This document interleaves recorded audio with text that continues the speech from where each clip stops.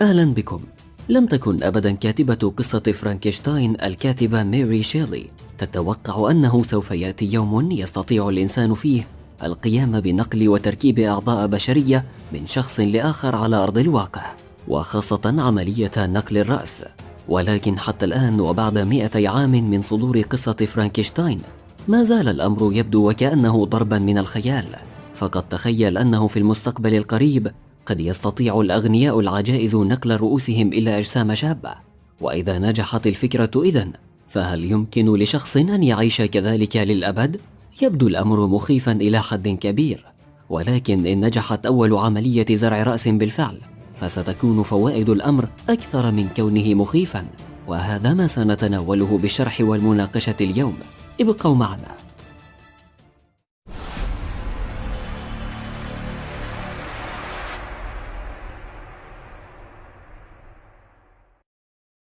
منذ بدايات القرن العشرين كانت تجرى الأبحاث والمحاولات لنقل الرأس من كائن حي لآخر من نفس النوع، وكانت تتم مثل تلك التجارب على الحيوانات كالفئران والكلاب والقرود. ولكن منذ عدة سنوات أعلن الجراح الإيطالي سيرجيو كانافيرو عن نيته القيام بإجراء أول عملية نقل رأس بشري بحلول شهر ديسمبر في العام 2017. وجدير بالذكر أن أول عملية ناجحة لنقل رأس من كلب إلى آخر قد أجراها عالم الأحياء تشارلز غوثري في عام 1908، والنتج عن العملية كلب ذو رأسين تمت تسميته بالوحش. وقد أوضح غوثري أن رأس الكلب المانح تم توصيله بعنق الكلب المضيف عن طريق توصيل شرايين عنق الثاني، ويتدفق الدم منها إلى رأس الأول ثم يعود مرة أخرى إلى جسد الثاني. وقد أجريت عملية مشابهة لعملية غوثري ولكن في عام 1950 بواسطة العالم السوفيتي فلاديمير ديميكوف، وفي كلتا العمليتين لم تجري الأمور كما توقع العلماء، فالكلاب لم تصمد أكثر من أسبوع وفقد كل منهما حياته لأن الجسد ببساطة لم يتمكن من التوافق والتعايش مع الرأس الغريب، وبالتالي فلم يستطع الصمود. واستمرت سلسلة من التجارب في محاولات جاهدة من العلماء لإنجاح الأمر. ففي عام 1970 قام الجراح الأمريكي جورج وايت وفريقه بإجراء عملية نقل رأس قرد إلى جسد آخر، وقد اختير للعملية قردتان وهما القردة ماري والقردة لولو. أولا تم إغلاق كل الأوعية الدموية للقردة ماري وتحديد نقطة معينة لعمل الشق الجراحي، ومن ثم تم فصل الرأس، وبعد ذلك تم توصيل الدم إلى الرأس عن طريق شبكة من الأنابيب، وتم توصيل الرأس بالأجهزة لإبقائه على قيد الحياة. والمرحلة الأخيرة من العملية كانت بتوصيل رأس ماري بجسد القردة لولو، وقام الأطباء بتوصيل الشرايين والأوردة أولا حتى لا يموت الدماغ أو الجسد بسبب قلة الأكسجين، ثم قاموا بتوصيل العضلات بعد ذلك. وبعد انتهاء العملية بساعات فتحت القردة عيناها وبدت قادرة على الرؤية والسمع بشكل مذهل. وبعد أيام بدأ الأطباء في تغذية القردة، وفي إحدى المرات حاولت القردة عض يد أحد الأطباء، وبالرغم من نجاح العملية إلا أن المشكلة القديمة ما زالت موجودة، وهي أن الحيوان لم يعش طويلا. ومع ذلك أعلن دكتور وايت أن الخطوة التالية ستكون محاولة نقل رأس بشري، ولم يتلقى ذلك الإعلان انتقادات من الأوساط الإعلامية فقط، بل أثار عدة تساؤلات أخلاقية، مثل ماذا سيكون مصير الشخص الذي سوف تنتقل رأسه للجسد البشري الآخر؟ وماذا لو كان مصير صاحب الجسد هو نفس مصير الحيوانات ممن سبقوه في الخضوع لتلك التجربة؟ والآن يبدو أن الوقت قد حان لمثل هذا التقدم الثوري في عالم الطب. نقدم لكم سيرجيو كانافيرو، جراح الأعصاب الإيطالي، الذي أصبح مهووسا بفكرة أن يكون هو أول طبيب يجري عملية نقل رأس بشري خلال ال3 سنوات الأخيرة.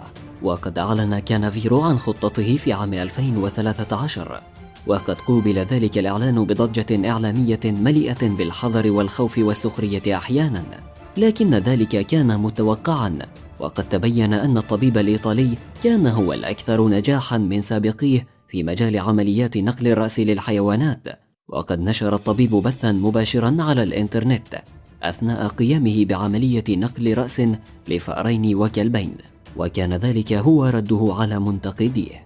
ووفقا لكانافيرو فإن تلك العمليات سوف تكون فرصة لمنح الحياة للأشخاص المصابين بأمراض خطيرة، ابتداء من ضمور العضلات الشوكية وانتهاء بمصابي سرطان الرئة غير القابل للشفاء. وهذا أمر مهم، ولكن الأهم هو أنه إذا نجح الطبيب الإيطالي في إجراء تلك العملية فسوف يكتب اسمه بحروف من نور، ليس في تاريخ الطب فقط بل في تاريخ البشرية جمعاء. فقد تخيل عدد الأشخاص الذين سوف ينقذهم هذا النوع من العمليات.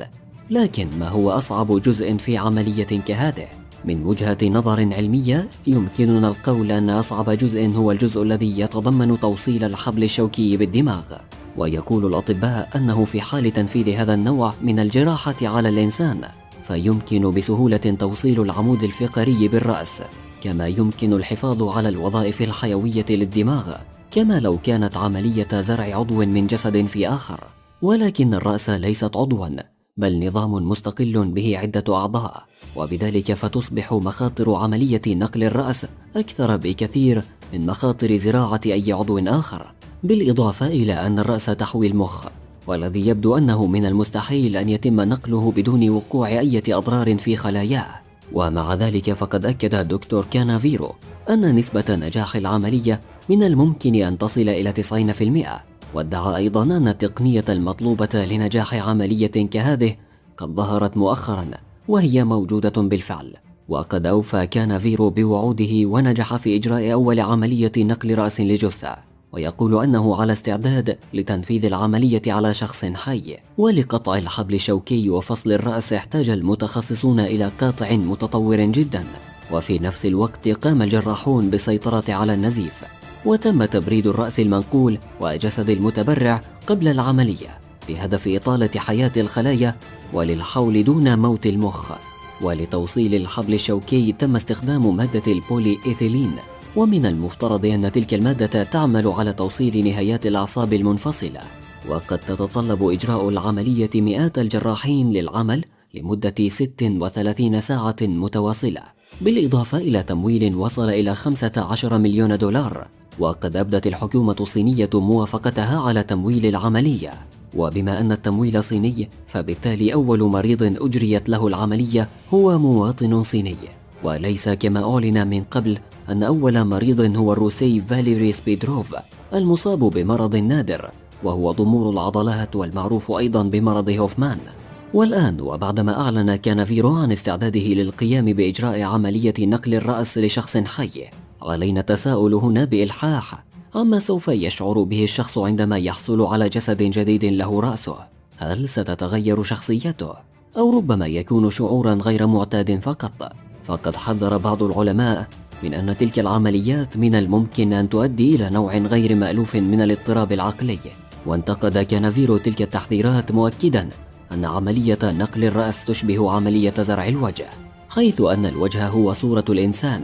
وقد تلقت أول عملية لنقل الوجه نفس الانتقادات، وتوقع العلماء حينها أن العملية سوف تؤدي إلى اضطرابات عقلية، ولم يحدث ذلك.